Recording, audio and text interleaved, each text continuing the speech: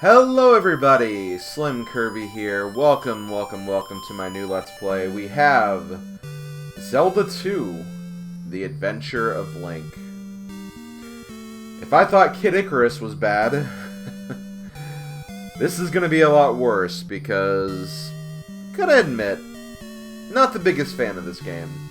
This is definitely, when you take the CDI games out of the equation, this is probably the black sheep of the Zelda franchise. For a number of reasons, and we'll get into those reasons very, very soon. But first, we do have a story and some background to go over. After Ganon was destroyed, Impa told Link a sleeping spell was cast on Princess Zelda. She will wake only with the power of number 3 Triforce sealed in a palace in Hyrule. To break the seal, crystals must be placed in statues in 6 well-guarded palaces. Link set out on his most adventuresome quest yet. The grammar is strong with this title, I will say that.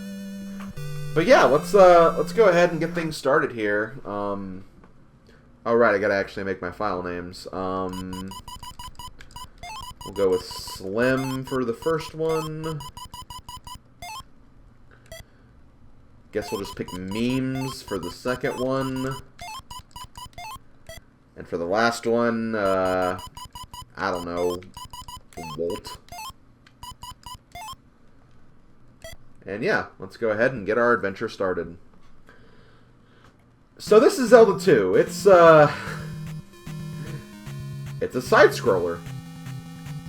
Yeah, it's a side-scrolling game. There are still some overworld mechanics, like in the original Zelda. I mean, we have kind of a overworld here, kind of inspired by Final Fantasy, I guess. And to even further prove this is inspired by Final Fantasy, we have overworld encounters, if you can believe that. And yeah, this is Zelda II. Whenever you get in encounters, you go to a side-scrolling screen like this. You get some enemies to destroy. Whenever you kill enemies, you get experience. And yeah, that's basically what this game is. It's a side-scrolling adventure RPG game. You're probably wondering how exactly this will work in the long term, but it works. It's a fully playable game, so yeah, it definitely works, if that's believable or not. So just to kind of show you what we're leveling up here, because yeah, we do have experience points. I don't want to not call attention to that. We do have experience points we're working with. We have a nice little pea bag right here. Whenever you hit these, you get a huge chunk of experience points. So we get 50 here, enough to actually level up. So we can go ahead and level up our first stat here. And as you can see, like you can see how many experience points you need to actually level up each ability. Right now we can only level up life, which I will do, but just to basically explain what all these do. Attack increases your attack power, so you'll do more damage. 100 increases your magic, so that when you get magic spells, the more you level up your magic, the less magic will be cost on the magic meter. And life is basically your defense. It doesn't extend your magic or your health meter, but it does make you take less damage from enemies. Because there's something else later on that will extend your health meter, and like, I mean, actually extend it. Because it's going to still be 4 bars, even if we select this. But we do have more defense now, so there are essentially 2 ways you can increase your health bar. Just one is less obvious than the other. But yeah, that's pretty much this game in a nutshell. It's again a lot of battling enemies to get experience, and then just kind of being on your way as you try to solve all the problems that this game has to offer. So right here we have a village. This is the village of Rauru. And we have even people in this village too. We can talk to them if we want. Some are more talkative than others. Hello.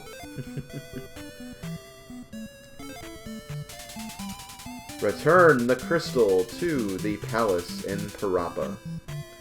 So I guess that's going to be our first goal, I guess you could say. So, very quickly, one thing I do kind of want to show off before I do anything here. We have this lady walking outside of her house. If we talk to her, please, let me help you. Come inside. I can restore your life. So if you are missing health, you can go into these houses and you can have the ladies restore your health. Take that for what you will. So we need to actually talk to this lady right here. Talk with my father before you leave town. Okay. So we've been invited inside, so we'll go inside and see what we have in here. And it just so happens her father is a wise man of sorts, and he will grant us our first magic spell. In Parappa Desert, use this magic to survive. So with that, we actually get the shield spell. So with the shield spell, we'll basically take less damage from enemies. It's another way you can slightly extend your health meter, I guess, but it doesn't actually extend it, and it just, you know, it just makes it so enemies can't kill you if you get into a rough spot or something. And then sometimes you can find fairies on the overworld. They'll just heal you fully, so keep that in mind. And yeah, let's go in here. We're in a bit of a dark cave. We can't really see the background here, and we can't see any enemies, with exception to this enemy right here. As you can see, you can kind of see his like legs walking on the ground, and you can use this to kind of kill the enemy.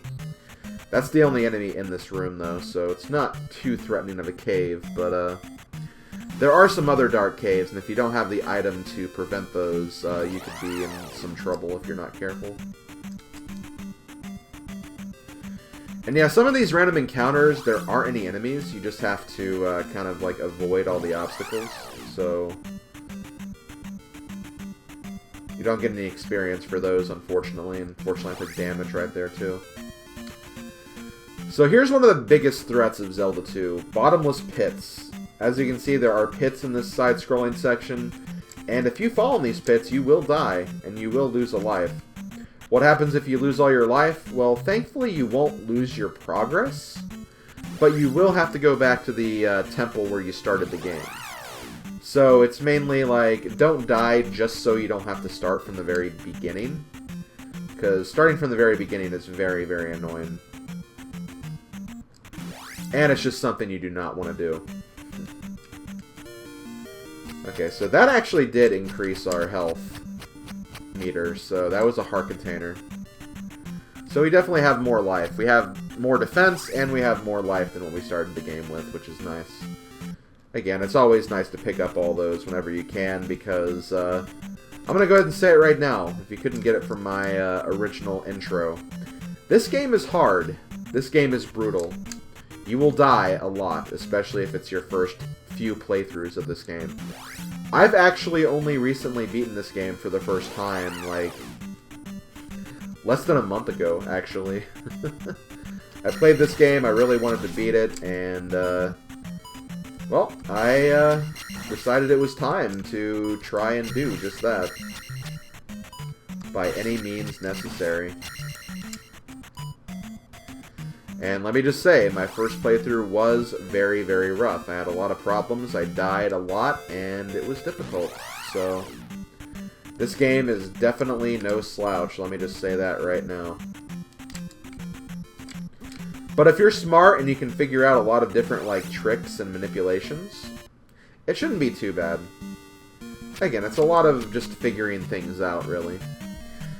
So here we are. This is the first dungeon of the game. This is Parappa Palace. You have these enemies right here. These enemies you don't get any experience for because they they just keep endlessly coming. So the game didn't want to like cheap the game out and allow you to get like infinite experience, especially since they're so easy to kill as it is. Here we have Stalfos. Stalfos aren't too bad. You want to like down stab them a little bit, and then you get a lot of experience for killing them, so definitely go out of your way to kill them if you can. You definitely want to use dungeons to your advantage because you can get a lot of experience through them. Oh, come on. This is a blue pot. Whenever you use it, you will restore a bar of your magic meter. Unfortunately, there are no pots that can heal health. You can only use fairies to heal health. So keep that in mind.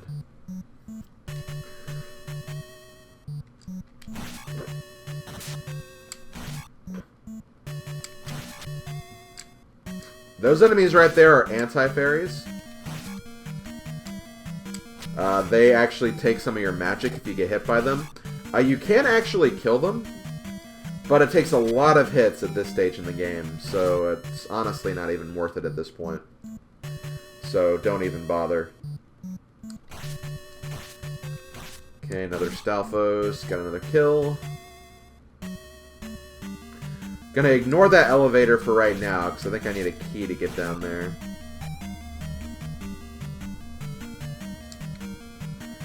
And we're actually gonna get a level up right here.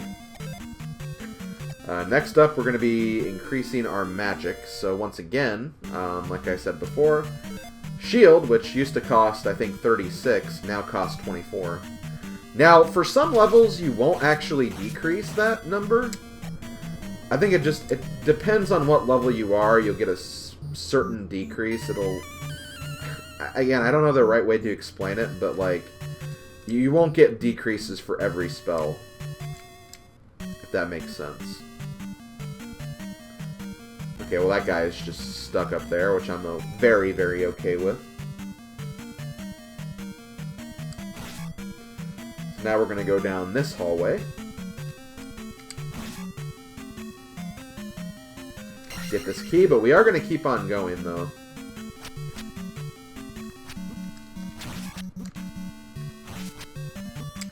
Wow, I almost died. Shoot.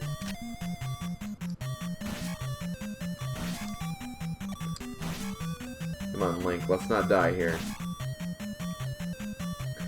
Because dying would be very, very inconvenient at this point. I'm going to go ahead and say that right now. Unfortunately, I might actually die here.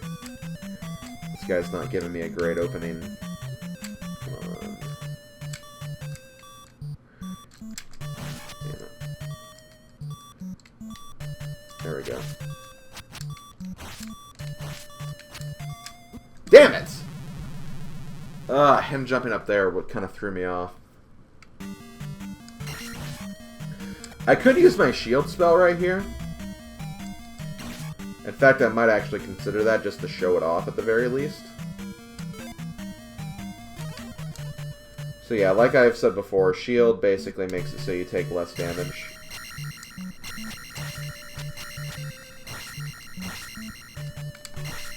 And of course, it goes up here. And sometimes if you hit these statues, you can actually get, like, magic from them. The red pots will actually fully heal your magic, I think. So if, like, once you get the life spell, for example, which heals your life, you may just want to, like, heal yourself and then grab the magic pot just so you have, like, more health to work with.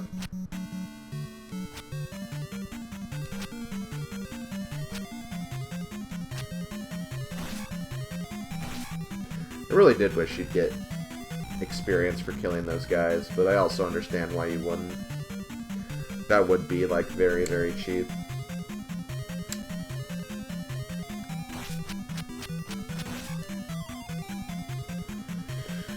Okay, so we're gonna go back this way now, because there is an elevator that we can use.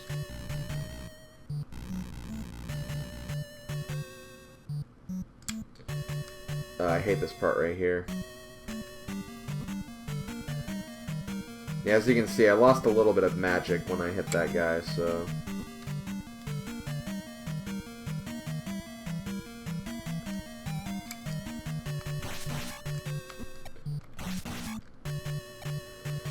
So I believe on this bridge, there will be a pea bag. Gotta be kind of quick about getting it, but if you do, it'll be way, way worth it.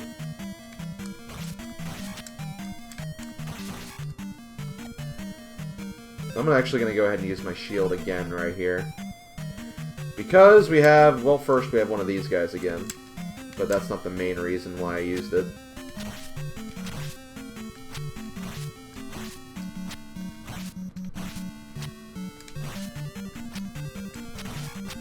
The main reason why I used it is this guy right here. This is an Iron Knuckle.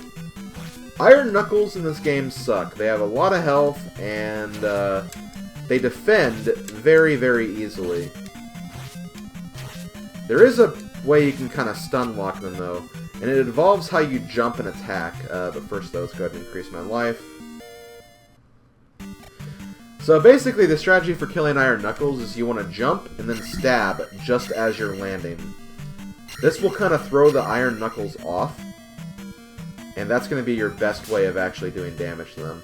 Also, here's the candle. So now we can see inside dark rooms. That's kind of the interesting thing about the dungeons in this game.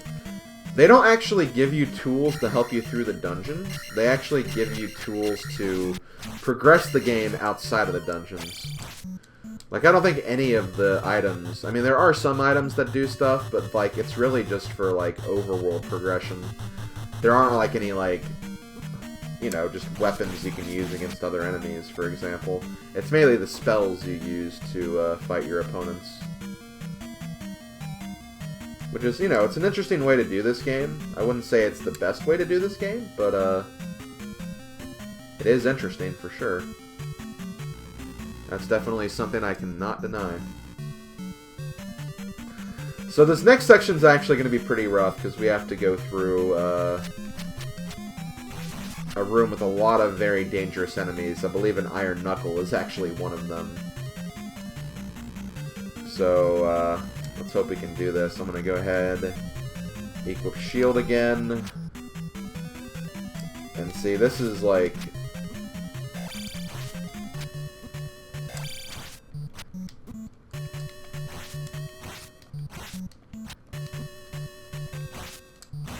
Oh my god, I hate fighting those guys. And they always put you in, like, very inconvenient rooms to fight them as well, which I don't like. It's like, come on, game, give me a little bit of a break, at the very least. But again, it does show you how useful that, shield spell is, for sure. So I'm gonna get a level up once I do this, but, I think there's also an Iron Knuckle in this room, too, so... Shoot. These guys really aren't too bad, you just have to find a way to get to them, and then once you do, then you can kind of go to town on them. Okay, so that's gonna give me enough points to level up attack. So we finally have an attack increase, which is nice. But, we have another Iron Knuckle.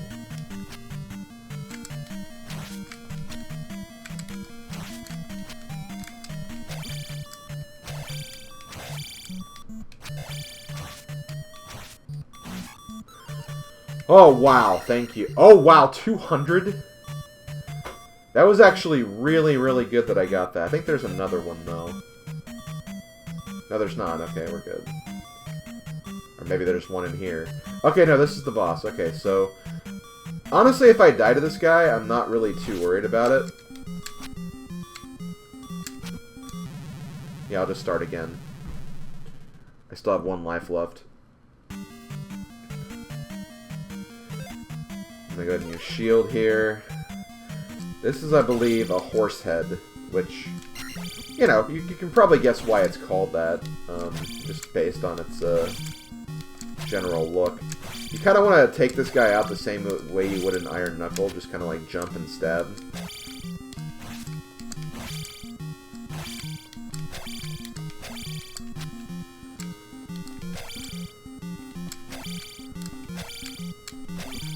Man, come on.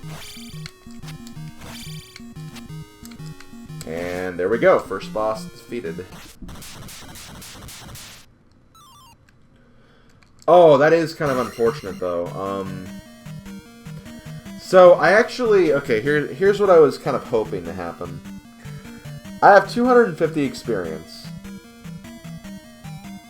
And as soon as I go in this next room, I'm going to put in a crystal that will essentially give me a full health restore.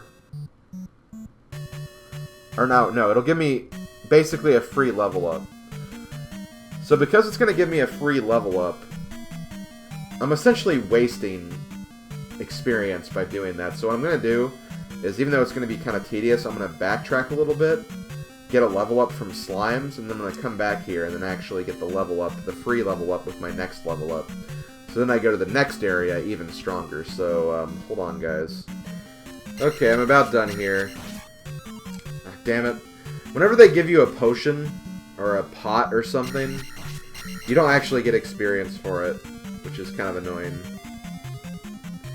But with this, we got it. So I'm going to increase magic, and then basically once we finish the dungeon proper, we're going to get a free defense increase too, which is also kind of nice. But yeah, I'll see you back in the boss room.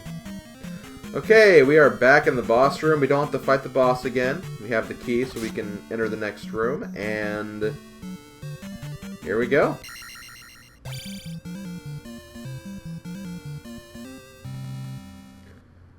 And there's the free level up. So we're going to increase our life, and there we go. I think we have some pretty good stats so far, not going to lie. So one thing I'm actually going to do is I'm going to actually kill myself right here. You're probably wondering why I'm doing that. Well, I'm doing that for one very specific reason.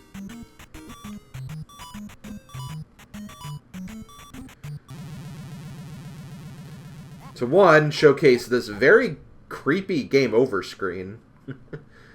And two, to not only save my game,